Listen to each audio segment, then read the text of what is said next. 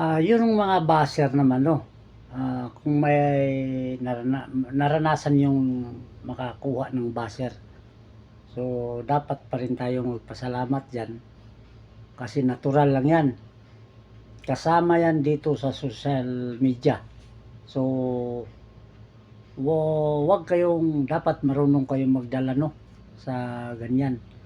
Kung anong sinasabi nila, wala ka ng magagawa diyan, kundi tanggapin mo at walang iba ang mag-control sa sarili nyo, kayo lang kung nagpapadala kayo. So, natural lang yan, yung basher, natural lang lahat naman ng ginagawa ng tao may pupuna. So, sa tingin mo naman na may mali ka, hindi naman masakit tanggapin yon mga karandom. So, yun lang yung bantayan mo na hindi na maulit.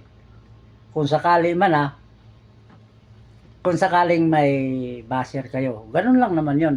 Lahat naman ng tao may pagkakamali. So, ang punto ko dito, huwag kayong magalit sa basher. At dapat pa rin tayo magpasalamat dahil napanood pa rin ang video natin, no?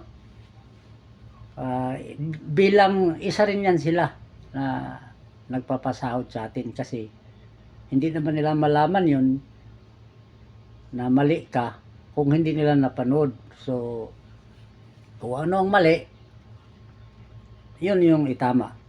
So, huwag kayong magpadala. Baka sa sobrang yung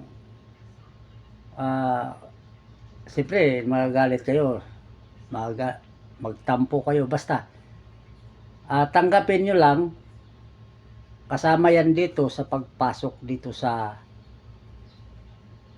social media. So, wala lang. Maraming salamat sa pagsilip.